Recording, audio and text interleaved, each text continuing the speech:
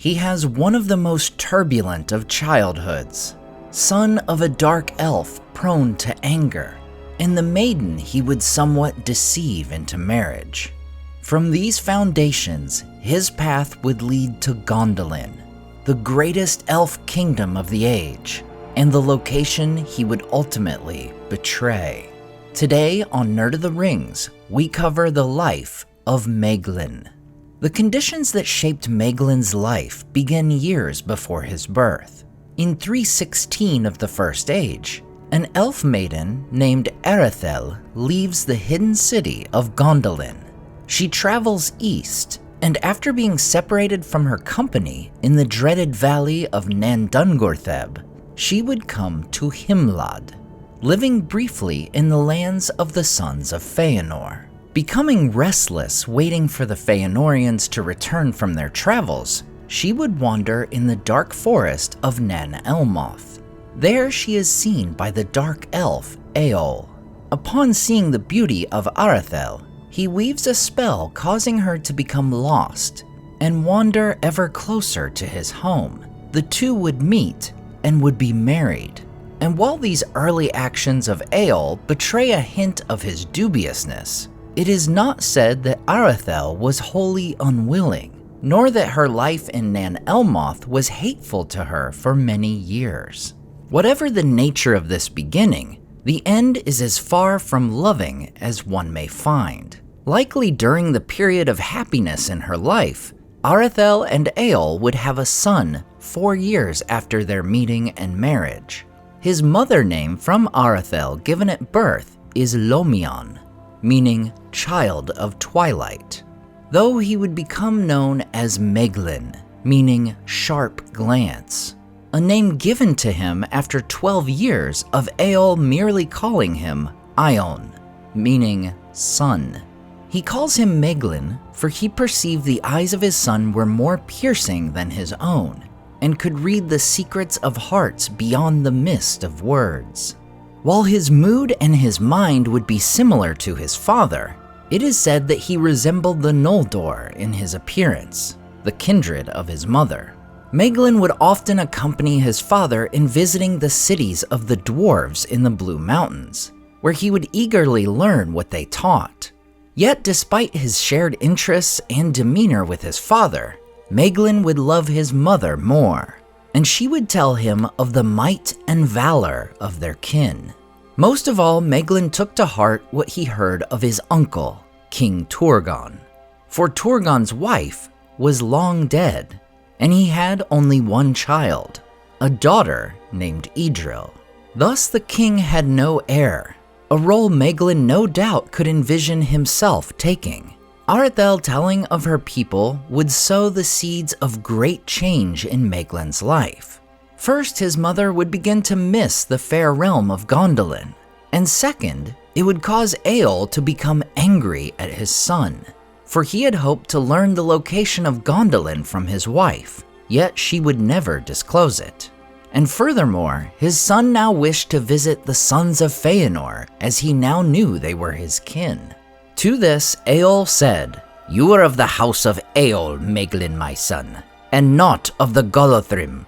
All this land is in the land of the Teleri, and I will not deal nor have my son deal with the slayers of our kin, the invaders and usurpers of our homes. In this you shall obey me, or I will set you in bonds." And Maeglin did not answer, but was cold and silent, and went abroad no more with Eol, and Eol mistrusted him. Finally, in the year 400 of the First Age, when Eol is away at a feast in Nogrod, Maeglin pleads with his mother that they should depart for Gondolin. Aredhel would agree, and Maeglin would steal his father's black sword, Angurel, the mate of the black sword of Doriath, Anglakel. Thus, in secret, the pair leave their home in Nan Elmoth, and making their way along the northern boundary of Doriath, they would finally come to the hidden city. Turgon greets his sister with great joy, and looks with liking upon his nephew, one who he saw as worthy to be accounted among the princes of the Noldor. and it is said that the beauty and splendor of Gondolin left Maeglin standing silent and watchful, for it surpassed all he had imagined from his mother's tales. Yet his eyes were often drawn to Aredhel. However, as Maeglin and his mother were en route to Gondolin, Eol had returned home earlier than expected, and finding his wife and son missing, he would pursue them, coming at last to Gondolin, where he is taken by the guards to the king. Turgon welcomes Eol in peace, inviting him to dwell in the realm to which he had come, for none who came to the secret land was permitted to leave it. Eol responds to the king with scorn, calling his house a house of enemies and slayer of his kin, and he turned to Meglin, demanding his son to leave with him. Then Turgon sat in his high seat holding his staff of doom, and in a stern voice spoke. "I will not debate with you, Dark Elf. By the swords of the Noldor alone are your sunless woods defended.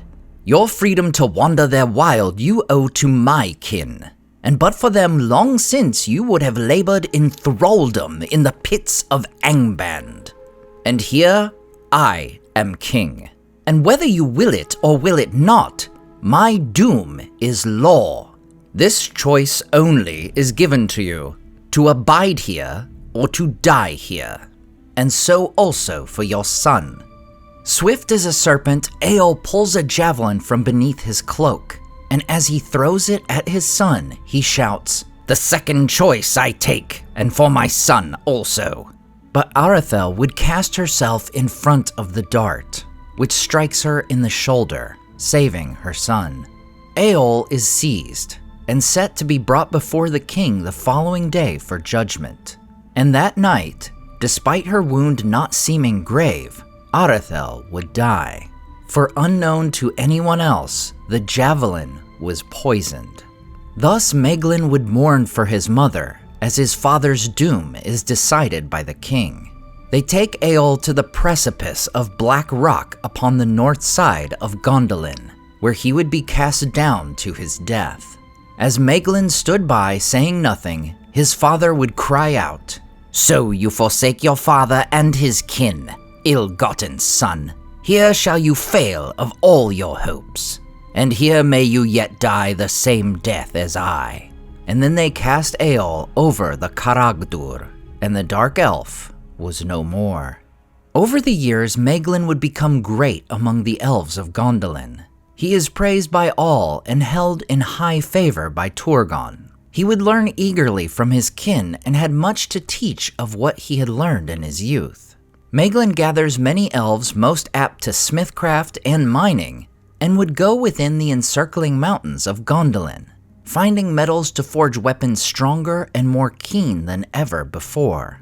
Yet despite all the honor and renown he had gained, Meglin secretly coveted one other thing: his cousin and daughter of the king, Aredhel. However, not only would elves not marry kin so close in relation, but there was also the fact that Aredhel held no love for him. Indeed, she had felt uneasy toward her cousin since his father's death. Still, Meglin would wait and covet, and his love for her would turn to darkness in his heart. 58 years after his arrival in Gondolin, Meglin would witness two mortal men brought to their realm. The brothers Hurin and Huor would be welcomed by the king, and while they would live in Gondolin for a year, Turgon would grant them leave to go back to their home. Knowing well this was a courtesy not afforded to his father, Meglin would say to Hurin, "The king's grace is greater than you know, and the law is become less stern than aforetime, or else no choice would be given you but to abide here to your life's end." And while he is often viewed as a conniving and creepy character, which he certainly is, we are also told that Meglin, when the need would arise, was fell and fearless in battle. For when the great Nirnaeth Arnoediad would be fought against Morgoth, Meglin would go with the king's forces to the conflict. And while he would fight bravely in the battle, what would likely stick with him more is the words that he heard. For Meglin would be near the king when Huor, with the foresight of death, would tell Turgon that from their two houses a new star would arise. 23 years later, another mortal man would come to the gates of Gondolin, Tuor, the son of Huor. While Tuor would deliver a warning from the Vala Ulmo, telling Turgon they should abandon Gondolin and seek the Blessed Realm, Meglin, who stood upon the king's right side, would ever counsel against the words of Tuor, and Turgon would decide to remain in the hidden city. Tuor would remain in Gondolin, and his heart would be turned toward Aredhel, and hers to him. And Meglin's secret hatred of Tuor would only grow ever greater in the years to come.